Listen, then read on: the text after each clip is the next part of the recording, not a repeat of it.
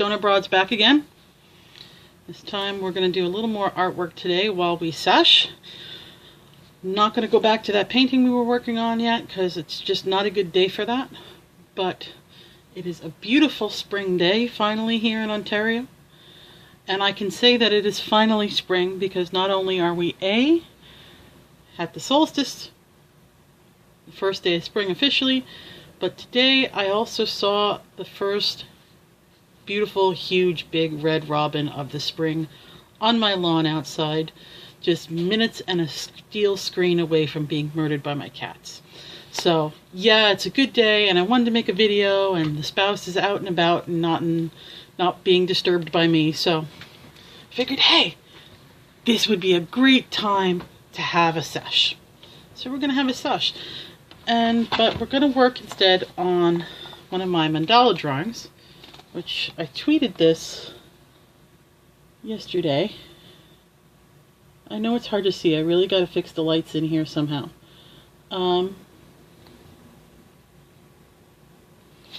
Yeah, and I've done a number of these in the past already, and we sold them as posters for a little while, and that was kind of popular. They were sold them as coloring posters. My husband colored one, and we're putting it up on our Redbubble page as a t-shirt or a tapestry or whatever, you know, stickers, you know, the whole 9 yards. And you can check that out later. I'll put a link up to it eventually. If you want to see the link to it, hey, drop me a comment, let me know. If, you know, I don't know, are we past the coloring thing? Because I don't seem to see too much. Well, what I seem to see is a lot of high-end coloring books that are on bookstore tables being discounted. So I'm just kind of like, do I keep doing that? I'm going to keep doing them for myself regardless, but should I keep trying to make them into posters? Should I put them on t-shirts? Should we sell them as prints? Give me an idea what you guys think. In the meantime, went to the dispensary yesterday and we picked up some Gorrilla Glue and some Blue Dream. That's what I've got loaded here right now, is some Blue Dream. Had a little bit already. You might be able to tell because I'm talking pretty fast. So yeah, let's get to work. Cheers.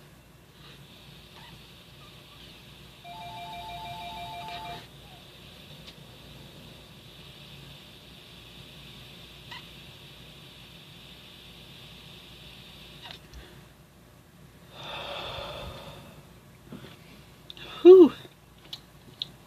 Tasty little cloud. I'm not going to talk too much about what it tastes like or do a whole review of it. I mean, it's a very popular strain, so plenty of people are out there and have seen it. Now, one of the things that is necessary to do mandalas, even when you're hand drawing them, is unless you have the patience of a saint or the training of will of a Tibetan monk to draw perfect circles, we use this tool. You might recognize this. It is, however,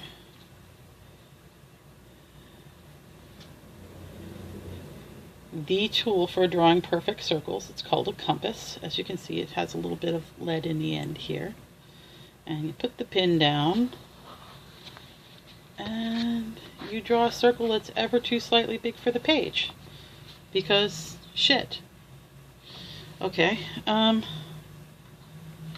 it's because I was off center. That's why.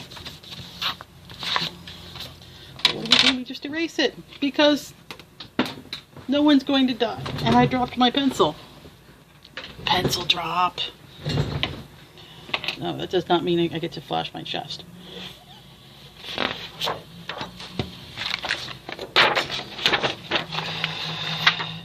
Screw it, we start again, because this is what I'm trying to do with you guys, is show you how it works when you're working, which isn't every day. You can't work every day because your brain's not in the right place every day. I mean, I in particular have this problem in part because of my depressive disorders, but I think creatives in general just need a lot of space to create. They need a lot of mental space, because you need to let ideas run free a little bit. Now, I've drawn the biggest circle. This is going to be the biggest size that my mandala is going to get.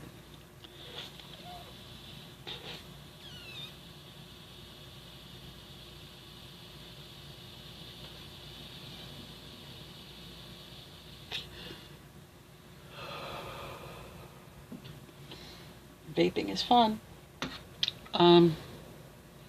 Yeah, so what I want to do next is change the angle by this one. We just spin this squirrel wheel to change the angle that the compass is set at. And I'll do it this way so you can see it move a little better. I'm crushing my head! I'm crushing my head! Yeah, no. But you want to draw next the size your smallest circle is going to be in.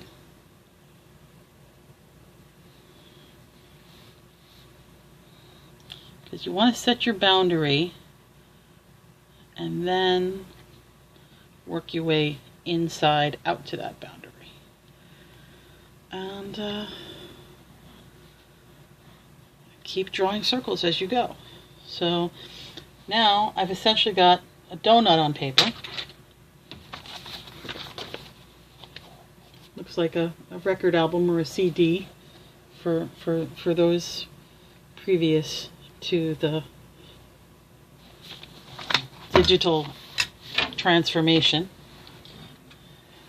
Cheers again.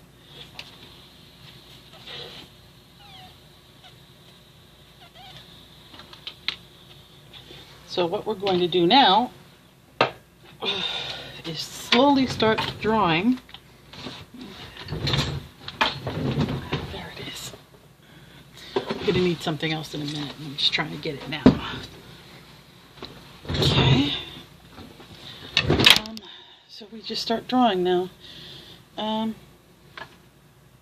I suppose I should do the obvious one and do a pot leaf one. It's partially because it's been done to death, but you know, it is for my channel, so let's just do the fan leaf thing, right?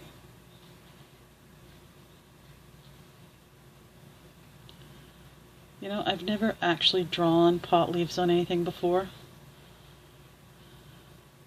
It's just not my thing. I got nothing against it. I'm not, oh, you shouldn't be wearing that, because I'm a big believer in people should wear whatever the hell they want to wear. But I am just rummaging among the other art supplies here looking for pencil sharpener, which I didn't bring with me. This is one of the reasons why it's important for artists to have studio space, because they can just have all their stuff right where they need it when they're working. I unfortunately do not has that particular luxury. So that'll do for now, and I can straighten it out later. So what we do then is we always leave the compass at the last part, the last setting that it was on to draw your last circle. And then you set the pin in the same hole every time and adjust it to where you want the next circle to be. Oh darn, that's not the same hole.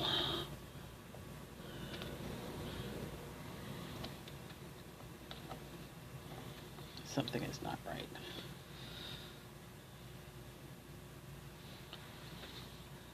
Okay, that's just weird.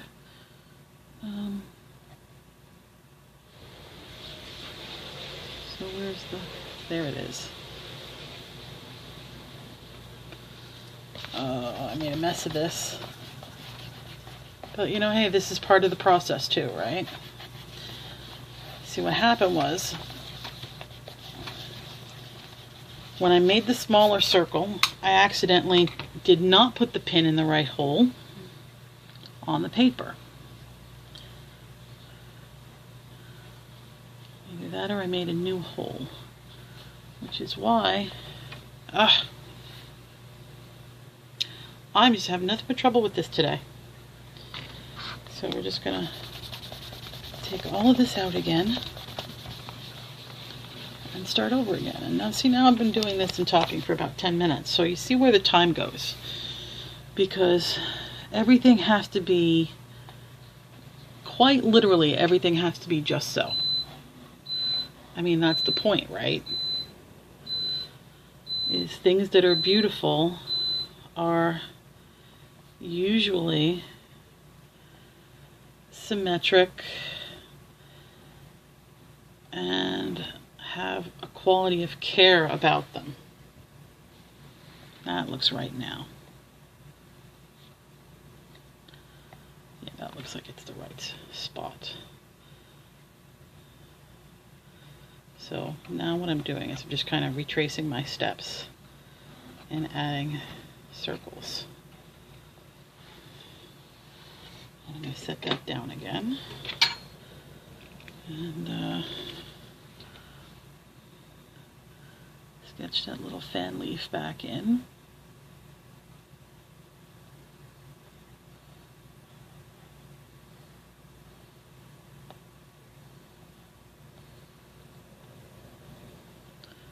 Which is not going to be very good right now.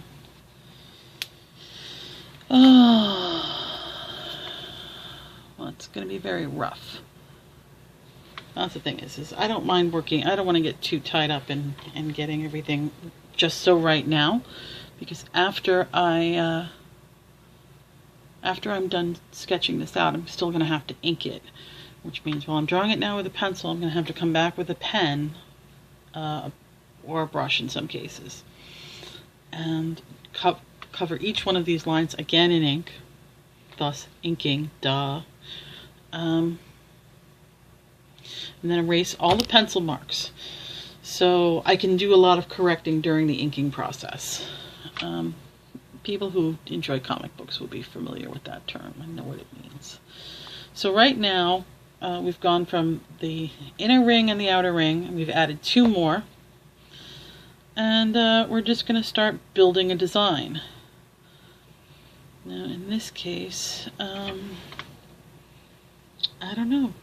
If we're doing the psychedelia thing, we're doing the pot leaf thing, what should we use? Give me ideas on what you want in a pot leaf mandala, and I'll see what I can come up with.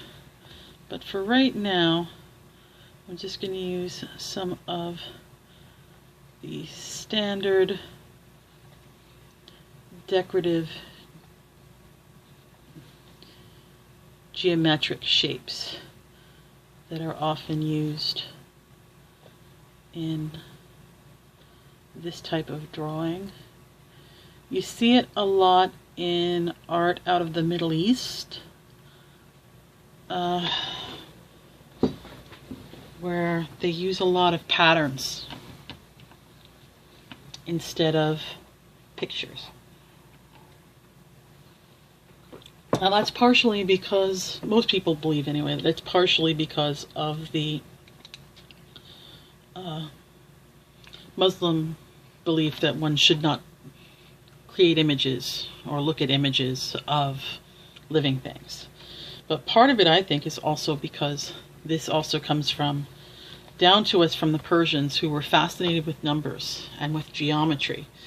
And they knew a lot of things, and this was one of the outgrowths of that, as far as I know. If I'm wrong, talk to me. I don't know shit about shit. I may be a working artist, but I didn't go to college, so I don't have the art history background. Some do. But anyway.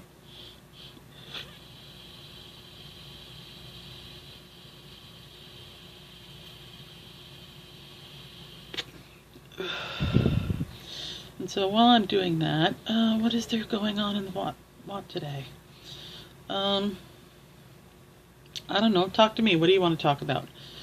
What was I thinking? Oh yeah, I tried Gorrilla Glue for the first time yesterday. I got it from the new dispensary that I went to. because we're in this weird gray zone in Ontario. It's just, somebody else has got to explain it, because I'm not good at this. It's just frustrating for me. But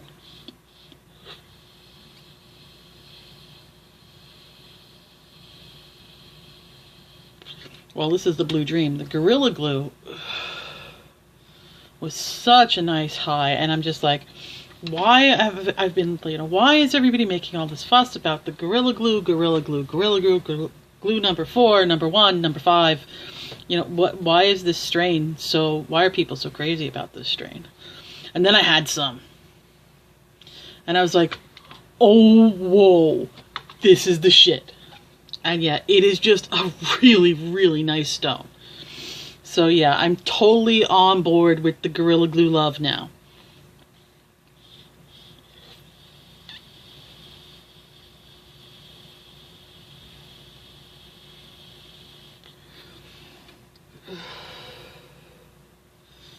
See, the Blue Dream is just enough sativa-y that it's making me speed just a little bit. Which I find is not necessarily the best state of mind to be in for this kind of work. So I'm thinking I might not buy the Blue Dream again, because if I want to work, I need to relax, but I need that work to be done properly. I need to not be speeding on it, because if I rush, I'm just going to screw it up. And when you're buying art, that's what part of what you're paying for, is the skill involved and the hard work, and frankly the amount of time it takes to just get this stuff done. It's a lot more drudge work than most people realize. Now I've taken this ruler, which is this is an architect's ruler, I think. It's just handy, any straight edge will do. And I quartered the circle. So now we've got our little leaf in the middle, and a ring of decorative teardrops, I guess, around it, and another ring. Now we've had the thin decorative thing going on there, and now we've got another open space around it. And I usually like to alternate the sizes of the rings, just depending on the pattern and how it's feeling, how it's flowing. But I kind of did something weird with this one, so I've got a couple of slightly increasing in thickness rings. So I'm trying to work out what to do with that. Maybe I'll just mimic the petal shape in a bigger size. And I can do all of this work and spend a whole day working on this and just look at it later and say, you know what, that's really ugly and I don't like it, and throw it away and have to start over tomorrow. Because that's part of it too, is it's trial and error. I mean, of course you can, you have things to guide you, like the golden ratio and the rule of threes, the same thing you use in filmmaking to set your scenery as it was.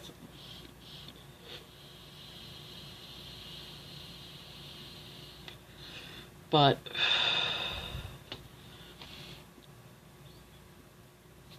damn, I forgot what I was saying. This stuff is pretty good, huh? Yeah, there are guidelines in place to make it, to improve your odds of getting a pleasing image.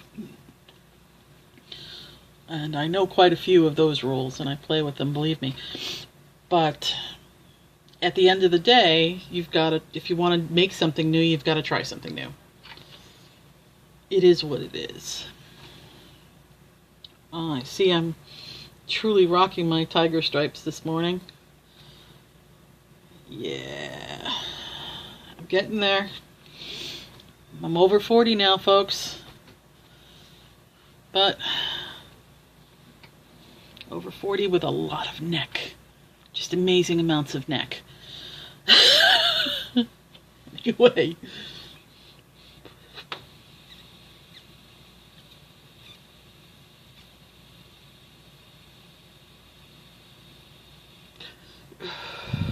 Stream of consciousness. So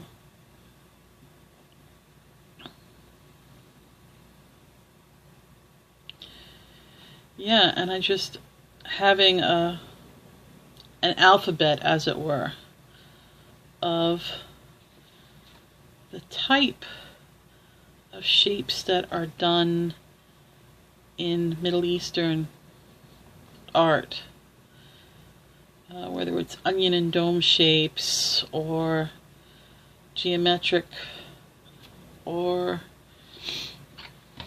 having that awareness. Oh, this is not working. I'm gonna have to completely start over. This is so not working, but I'll keep doing it just to work out a few things, which is sometimes a blessing and sometimes a really frustrating exercise. But having a working knowledge of what shapes are commonly in use can also help in creating this kind of thing, because you have a palette of things to pick from. People who use Photoshop and like stamps, it's a very similar thing to using a repeat stamp, a pattern repeat, and you can just pick and choose the different stamps or brushes, they call them, right? It's been a long time since I did much time in Photoshop.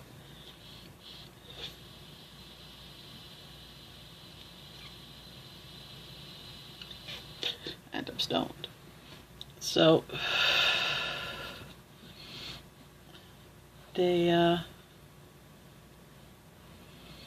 so you can pick and choose from this recognized pattern, a collection of patterns, as to what works. But you can also bring in other things, like, that's interesting, and these are just some very basic geometric shapes that I wanted to see.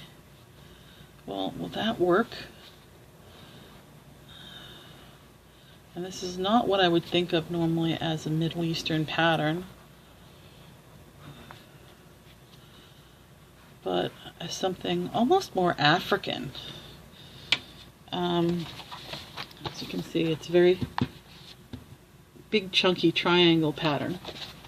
It reminds me a little bit of giraffes. We were watching a documentary about giraffes last night.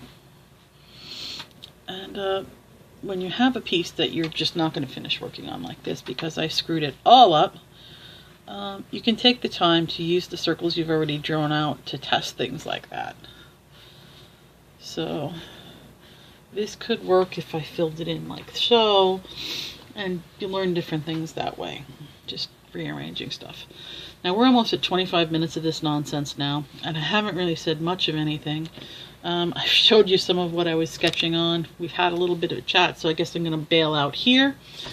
And I will get back to the painting with the spheres, hopefully in the near future. Technical problems have arisen here. My primary hard drive died. I can replace it, but I can't until the funds come in. So talk to me in the comments. Let me know what's going on. Tell me what you want to see. Give me ideas. And we'll see what we can do about getting them down on paper for you. Take care, and never forget to insert catchphrase here.